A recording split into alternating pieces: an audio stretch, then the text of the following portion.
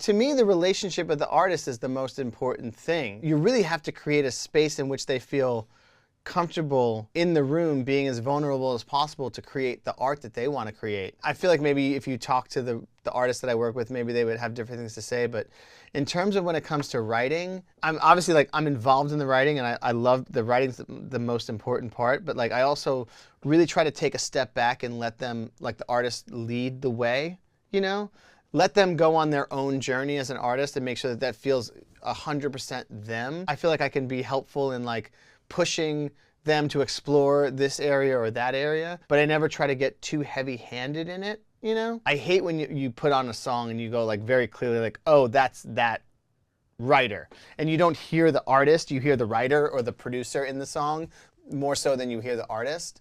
And I'm trying to always like make sure that I don't do that. It's like a terrible feeling, you know? I think it's a terrible feeling for the artist because then it loses their identity. So I'm always trying to make sure that the artist is in charge and at the forefront of the song. I'd like to think that maybe, I think Olivia would tell you that maybe her favorite part about working with me is that I'm honest. So when I like something, I'll be honest and say I like something, and when I don't, I'll say that I don't like it. And I think that that's part of the issue this has nothing really to do with Olivia, but more so just in general with people creating music. And I feel this way about producers more so than I often find producers nowadays, they're trying to get like cuts, you know, like they're trying to like, they want to get like more things, you know, and it's not so much about the quality, but about like how many things they can actually get or how many songs they can get or things.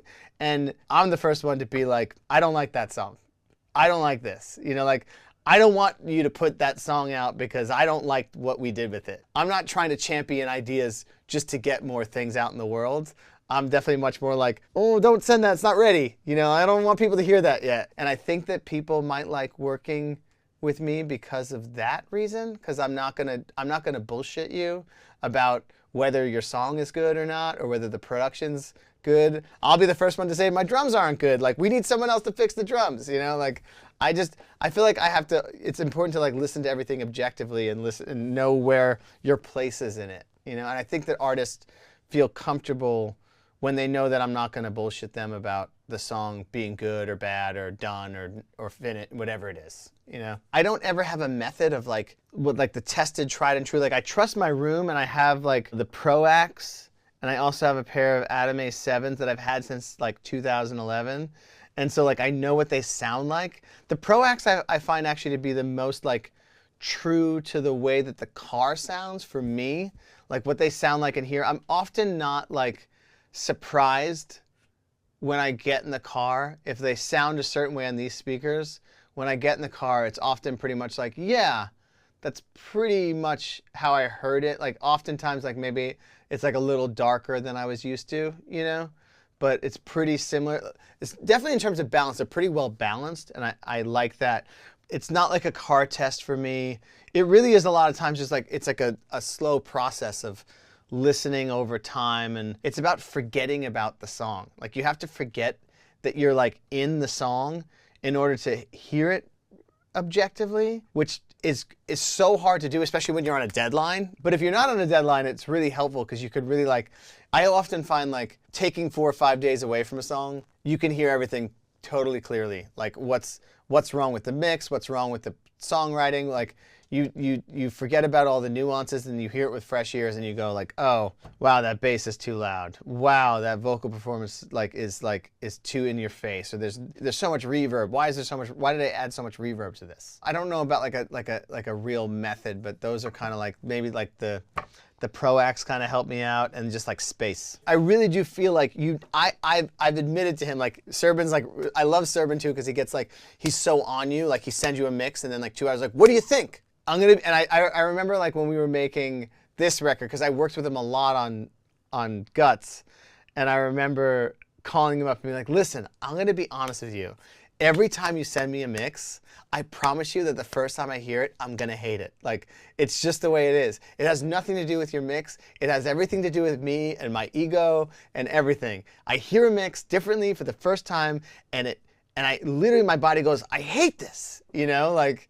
And I actually talked to Max Martin about that too, like, because he said that same thing, that whenever he gets a first mix, he's always like scared, you know, like it's like you get, also because you're hearing your song for the first time almost, in a way that you're like, somebody's like peeling away, like, you know, like all the dust and they're opening up the shades and being like, this is what your song really sounds like, you know? That's always really scary. But I feel like I always say to everybody, like, I just need time. Like, I need to listen to it once, and then a couple hours later I'll listen to it again, and then I'll probably forget about it. And if I could listen to it like in 2 days from now, I can probably be honest about how I really feel about this mix. Because then what always happens with like mixes too is, you know, oftentimes you do, your initial response to a new mix is like, ooh, like, that's not what it used to sound like to me. I don't like that anymore. It doesn't give me the same feeling. And then if you like listen to it and listen to it more, and then you go back to your mix, you're like, that's what my mix sounded like? I didn't think it sounded that bad. Now I was like, my mix sounded really bad. Wow, you really did a good job with my mix. And then you get over it. But to me, that takes time. That's like, you can't do that in a day. That's like a 3-day process to me. I like people who have conviction when they work, you know? I feel that way about when I make music. Like, oftentimes, like, somebody will be like, oh, well, can you change that? I don't like the way that sounds. And I'll go, no, like, I like it that way. You know, like, and I'll fight an artist, you know, on a sound or like a feeling in the song, you know. And Serban is the same way. Well, Serban, like, I remember actually was it on this song? I think, like, where I'm like, Serban's like such a low end person. He loves like so much low end, and so like, compare it, like when you listen to my premix that we're here compared to like the version of that's like the final version, like the chorus has got so much more like bottom to it, you know? And I remember like hearing it for the first time being like, ooh, like, I think I called him and was like, hey man, like, it's like kind of intense, you know? Like, he's like, sounds good to me. And I'm like, nah. I was like, I think we could lower it, we could like maybe adjust the bass a little bit. It's like a little boomy. He's like, nope.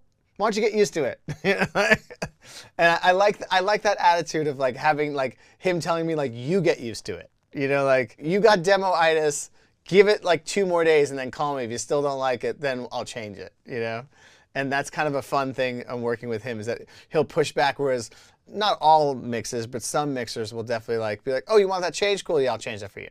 And Serban really will stick to his guns on something, which is kind of fun to work with and push. And sometimes, you know, I mean, sometimes he's right and sometimes he's wrong. Sometimes I'll call him up and be like, hey man, like, really, like, I just really don't want those drums to be so loud in the chorus. Like, I don't like it, you know? I work in pretty small circles at this point in my career. Like, I mean, really in the last 3 years, 4 years, I've only worked with like 3 or 4 artists. I kind of do projects, and I like it that way. I like to be involved and feel like we can like navigate the craziness of the music industry together on it. And I feel like when it comes to those artists, the other people, I'm very choosy in terms of the, like, knowing the team that I'm working with and knowing the managers and the A&R and the label. I can often tell, like, before I get involved in a project, I mean, like I said, this hasn't happened in years, but I've learned this from mistakes, that you just get involved in in the past, I've gotten involved in a project, and then you're working with an A&R or manager, and you're realizing you're so like disconnected in what you want to get out of music and what you want out of